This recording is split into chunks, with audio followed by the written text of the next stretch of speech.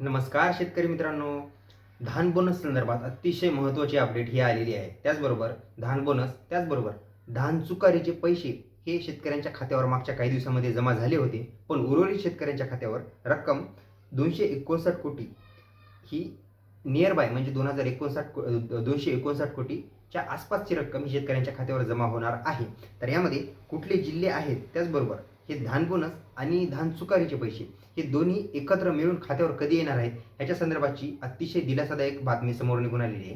ती बातमी काय आहे आपण व्हिडिओच्या मार्फत जाणून घेणार आहोत. त्याचबरोबर काही जिल्ह्यांची मी माहिती सांगतोय, त्या जिल्ह्यानुसार जी अपडेट आलेली आहे ती आपण व्हिडिओच्या मार्फत जाणून घेऊया. त्यामध्ये तुमचं जे धान बोनस व धान चुकारी असते ह्यामध्ये बघा, तुम्ही जिथं कुठं विकलं असेल आदिवासी पणन महामंडळ किंवा मार्केटिंग फेडरेशनमध्ये, त्याच्यानुसार अपडेट आलेली आहे. तर तुम्हाला ती अपडेट काय आहे ती व्हिडिओच्या मार्फत सांगतो. पण त्या अगोदर जर चॅनलवर नवीन असाल तर माझं नाव आहे सम्राट आणि स्वागत आहे तुमचं शेतकरी सम्राट यूट्यूब चॅनलवरती.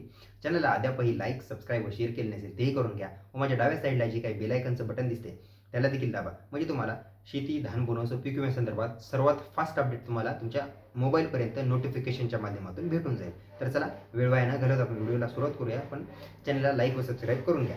तर बघा मित्रांनो, 259 कोटी रुपयांचा हा टप्पा जो आहे यामध्ये पहिला टप्पा बघा वितरित झालेला आहे. म्हणजे फेब्रुवारीच्या 15 तारखेच्या आसपास पहिला टप्पा हा खात्यावर जमा झालेला आहे. तर यामध्ये बघा उर्वरित शेतकऱ्यांना का भेटले नाहीयेत, तर तुम्हाला ह्याचं कारण सांगतोय बघा. जे या शेतकऱ्यांनी आदिवासी विकास पणन महामंडळ किंवा मार्केटिंग फेडरेशन या दोन्हीपैकी एका जागी नोंदणी करून तुमचं धान विकलं होतं, त्याच शेतकऱ्यांच्या खात्यावर पैसे जमा झाले मागच्या टप्प्यामध्ये. उर्वरित शेतकऱ्यांना हीच प्रोसेस करायची, म्हणजे तुम्हाला तिथे जाऊन नोंदणी करायची, तुमचं धान विकायचे, त्यानंतर तुमच्या खात्यावर पैसे जमा होणार आहे. तर ह्यामध्ये बघा तुमचा त्याचबरोबर हा धान चुकारीचा धान बोनसचं बघा, हे 259 कोटी रुपये आहेत. आता हे 4 जिल्ह्यांसाठी आहेत बघा. यामध्ये जिल्हे कुठले कुठले आहेत? चंद्रपूर आहे, भंडारा आहे, गोंदिया आणि गडचिरोली हे विदर्भातले जिल्हे ह्याच्यामध्ये इन्क्लुडेड आहेत. म्हणजेच ह्या 4 जिल्ह्यांमध्ये 259 कोटी रुपये पाहायला गेलं तर हे अतिशय म्हणजे उंटाच्या तोंडामध्ये जिरा टाकण्यासारखं काम हे आपल्या भाजपाच्या सरकारनं केलेलं आहे. मागच्या व्हिडिओपासून काही दिसत असेल तुम्हाला, मी सरकारविरोधात बोलतोय. ज्यांना वाईट वाटत असेल बिंदास वाटू द्या, काहीच हरकत नाही. कारण शेतकऱ्यांच्या हितासाठी हे सरकार काही करत नाहीये, म्हणून वाईट तर बोलावं लागणार, त्याच्याशिवाय तर पर्याय नाही. त्यांनी हे 259 कोटी 4 जिल्ह्यांमध्ये फक्त 4 जिल्ह्यांसाठी 260 कोटी रुपये यांनी जाहीर केलेले आहेत. यामध्ये पाहायला गेलं तर ते पण दोन्ही मिळून म्हणजे अर्धा टप्पा झाला व हे टप्पा, हे दोन्ही टप्पे मिळून 259 कोटी रुपये म्हणजे अतिशय कमी रक्कम आहे.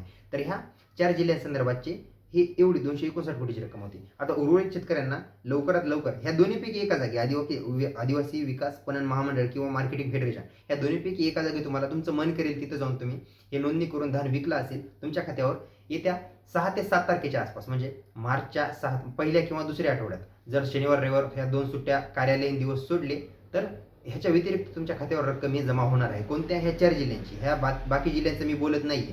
बाकी जिल्ह्यांच्या शेतकऱ्यांसंदर्भात हा व्हिडिओ देखील नाहीये. तर बघा ही पहिला टप्पा वितरित झालेला आहे. दुसऱ्या टप्प्याची तुम्हाला मी तारीख देखील सांगितलेली आहे.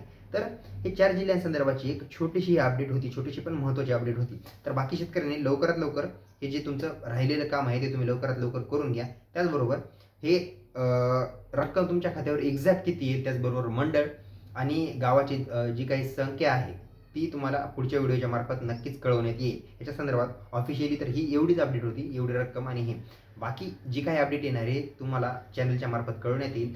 चॅनलला त्यासाठी तुम्हाला जुळून राहावं लागेल, व्हिडिओला सबस्क्राईब व चॅनलला शेअर देखील तुम्हाला करावं लागेल.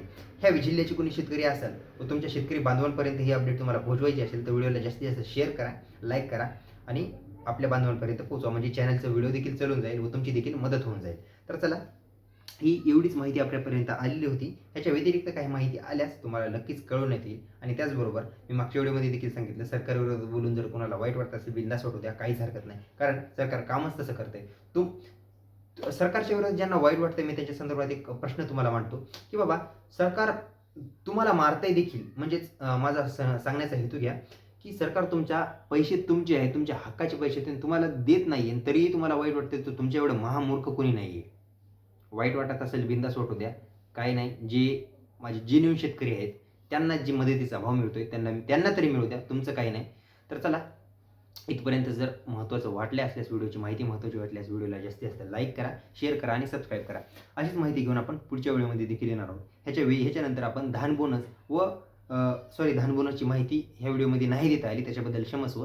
धान बोनसची एकंदरीत संपूर्ण अपडेट आलेली आहे, ती याच व्हिडिओमध्ये दिली तर खूप व्हिडिओ मोठा होऊन जाईल. तर पुढच्या व्हिडिओची वाट बघा. वाट म्हणजे लगेच मी दुसऱ्या दिवशी अपलोड करून टाकेन. याच्या संदर्भात ज्या काही याद्या देखील प्रकाशित होणार आहेत त्या देखील तुम्हाला चॅनलच्या मार्फत PDF किंवा डिस्क्रिप्शनमध्ये त्याच्या लिंक्स ह्याच्यानंतर देत जाईल. तर चला भेटूया पुढच्या व्हिडिओमध्ये. तोपर्यंत नमस्कार.